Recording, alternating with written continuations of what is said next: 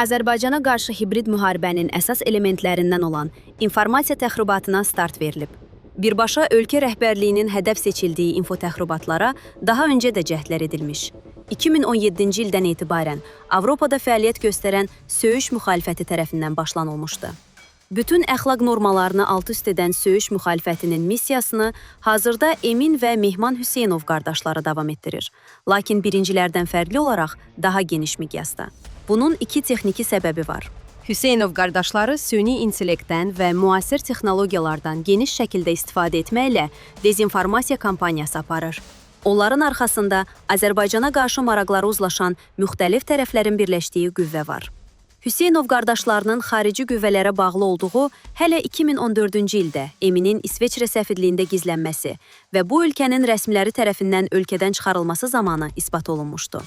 Ölkədən getdikdən sonra Emin Hüseynov Soros şəbəkəsi və erməni diasporunun direktivləri ilə hərəkət etdiyini gizlətmədi.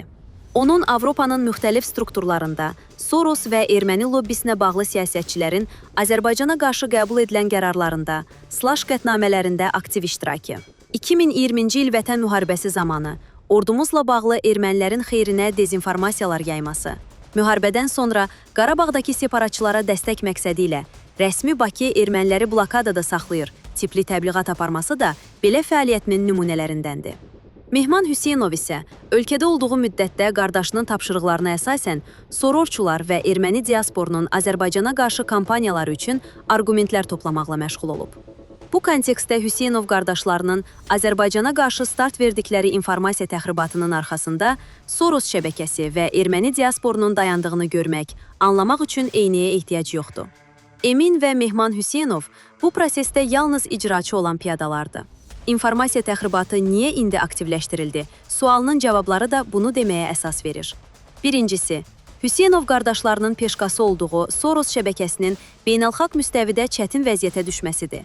Tampon USAID, NET kimi təşkilatların fəaliyyətini məhdudlaşdırmasından sonra zəifləyən Soros şəbəkəsi təsir imkanlarını saxlamaq məqsədi ilə əks hücumlara cəhd edir. Azərbaycanın əsas hədəf kimi seçilməsi də belə cəhdlərdən biridir və təsadüfi deyil. Vaşinqtonun Bakı ilə sıx münasibətləri təkcə Amerika-Azərbaycan xəttində yox, bütövlükdə Cənubi Qafqazda Trump administrasiyasının mövqelərini gücləndirir. Amerikanın vasitəçiliyi ilə reallaşan Bakı-İrəvan sülh prosesi, Soros şəbəkəsinin Ermənistandakı mövqələrini, xüsusilə Paşinyan hakimiyyətinə yatırdıqları siyasi investisiyanı sual altına salıb. Azərbaycan eyni zamanda Trump administrasiyasının orta dəhliz marşrutunun keçdiyi coğrafiyadakı mövqelərinin güclənməsi, Soros şəbəkəsinin dəhliz üzərindəki ölkələrdə sıxışdırılması risklərini yaradıb. Azərbaycan bu prosesin açar ölkəsidir və rəsmi Bakının hibrid müharibə üsulları ilə hədəf seçilməsi beynəlxalq qarşıdurmanın tərkib hissəsi kimi görünür. İkincisi, Soros şəbəkəsi ilə sinxron fəaliyyət göstərən erməni diasporu, slash lobbisi, Bakıya qarşı hücumların benefisiarlarındandır. Dünya erməniliyini narahat edən əsas məsələ Qarabağ münaqişəsinə son qoyulması və Azərbaycan-Ermənistan sülh proqramıdır. Çünki Qarabağın azad edilməsindən sonra bütün ideoloji planları zədələnən erməni diasporu anlayır ki, Bakı və İrəvanın yekun sülh sazişi imzalamasından sonra onların mövcudluq prinsipləri sual altına düşəcək. İndiyə qədər Böyük Ermənistan ideologiyası üzərindən hərəkət edən diaspor Qarabağın işğalını bu planda ilk qələbə kimi qələmə verir. Erməniləri bir çətir altında toplayırdı. Artıq bu perspektivlər alt-üst olub. Hüseynov qardaşlarının aktivləşdirilməsi və heç bir əxlaq sərhədi tanımadan hücuma keçmələri bu qüvvələrin sonuncu, saman çöpündən yapışmaq cəhdidir. Bu kontekstdə Emin Hüseynovu Azərbaycandan aparan və hazırda yaşadığı İsveçrədə baş verənlər də diqqət çəkir. 2023-cü ildə parlamentdə irəli sürülən Dağlıq Qarabağ üzrə İsveçrə sülh təşəbbüsü layihəsi yenidən aktivləşdirilib. Erməni diasporu slash lobbisinin təşəbbüsü olan bu layihənin yenidən dövrəyə daxil edilməsi, Qarabağdan könüllü şəkildə Ermənistana qayıdan ermənilərin zorakılığa məruz qalması iddiaları, ermənilərin yenidən Qarabağa qayıdışı narativinin ortaya atılması fonunda bu ölkədə mənzillənən Hüseynov qardaşlarının apardığı təxribat kampaniyası eyni planın tərkib hissəsidir. Burada ilk baxışda görünməyən, lakin bütün baş verənlərdə maraqlı olan bir tərəf də var: Rusiya. Hüseynov qardaşlarının Avropada fəaliyyət göstərməsi Moskvanın prosesdə yer almasına şübhələr yarada bilər, xüsusilə Qərblə qarşıdurma fonunda.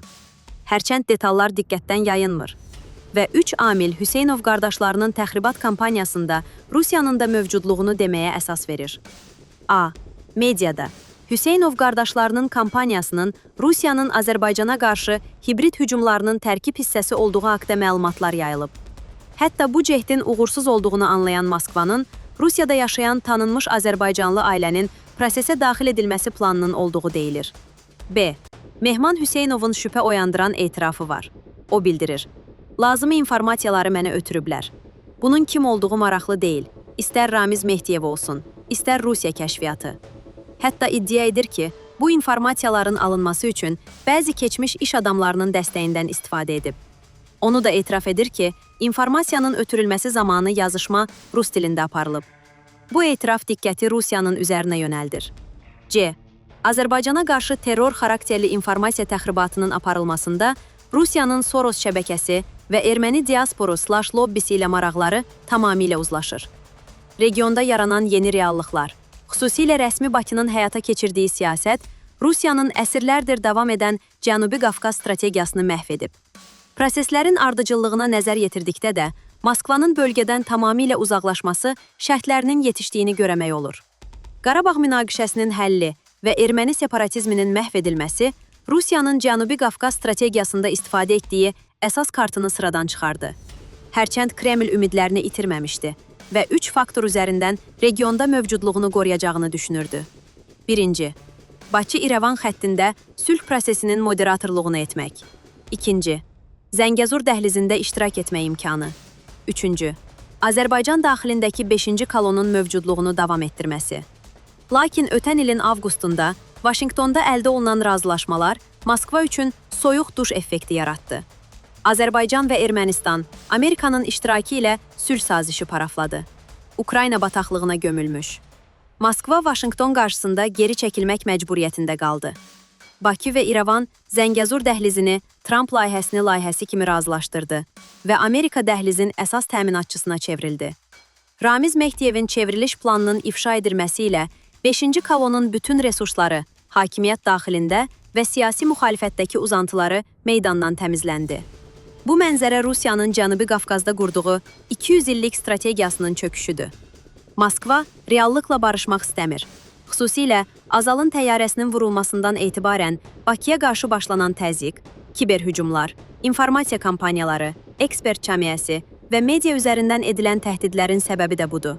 Hüseynov qardaşlarının informasiya təxribatı isə bu hücumlara yeni istiqamətin əlavə edildiyi kimi görünür. Aydındır ki, Soros şəbəkəsi və erməni diasporunun təsirində olan Hüseynov qardaşlarından Rusiyada istifadə edir. Mehman Hüseynovun etirafı bütün daşları yerinə qoyur. Lakin bütün bu cəhdlər klassik imperativ yanaşmadan başqa bir şey deyil və nə Cənubi Qafqaz əvvəlki regiondur, nə də Azərbaycan həmin ölkə. Artıq bölgədə Rusiyasız gələcəyin qurulması prosesinə start verilib. Moskvaya yeni reallıqları qəbul etməli, təxribatlardan əl çəkərək əməkdaşlıq müstəvisində addımlar atmalıdır, ya da regiondan tamamilə kənarda qalacaq. Və bu kənarlaşma təkcə Cənubi Qafqazla məhdudlaşmayacaq. Orta dəhliz coğrafiyasında da Rusiyanı eyni nəticələr gözləyir. Siyasi şərhçi Asif Nərimanlı.